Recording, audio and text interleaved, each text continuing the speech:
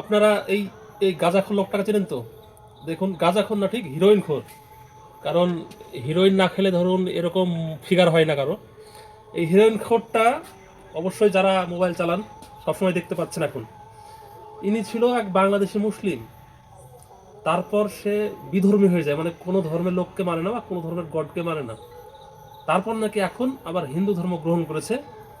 তখন হিন্দু ধর্মের রক্ষা, এখন হিন্দু ধর্ম নিয়ে হিন্দু ধর্মকে সাপোর্ট করছে আর মুসলিমদের বিরুদ্ধে কাজ করছে, মানে মুসলিমদের বিরুদ্ধে নানা রকম কথা ছড়াচ্ছে, হেড ছড়াচ্ছে। তো এবার ধরুন আপনারা যে এশায়ার চলছে, অনুপ্রবেশকারীদের বার করুন, অনুপ্রবেশকারীদের বার করুন, যে ইনি যে আপনাদের সাপোর্টের কথা বলছে বলে একে রেখে দিচ্ছেন। ধরুন ইনি যদি কোনো রকম মাওবাদী সংগঠনের সাথে যুক্ত হয়ে এখানে সেই চালাকি করে যদি আপনাদের সঙ্গে মিশে যদি কিছু একটা দুর্ঘটনা ঘটে দেয় পরবর্তীকালে, তাহলে দোষটা কাকে দেবেন?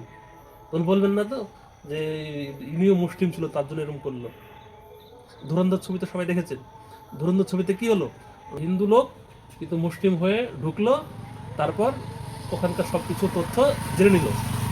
তো এই যে এই গাঁজাখোরটা, এই হিরণখোরটা যদি এরকম হয় ভবিষ্যৎকালে, এখন ভাবছেন আমাদেরকে হিন্দুদের নিয়ে কথা বলছে, আমাদের হিন্দুদের ভাই, আমাদের হিন্দুদের সঙ্গে আছে ইনি, কিন্তু পরবর্তীকালে যদি ধরুন ইনি কিন্তু অ্যাকচুয়াল মুসলিম, এখানে আপনার কোনো রকম স্পাই হিসাবে এসেছে, মানে তদন্তকারী হিসাবে এসেছে, বা গোপন কোনো তথ্য নিতে এসেছে, বা ধরুন কোনো একটা দুর্ঘটনা ঘটাতে এসেছে, দুর্ঘটনা যখন ঘটিয়ে দেবে তখন দোষ কার দেবেন? এসব হিরোইনখোর গাঁজাখোরদের কথা মানেন না, মানবেন না, এসব লোককে বন্ধু ভাববেন না।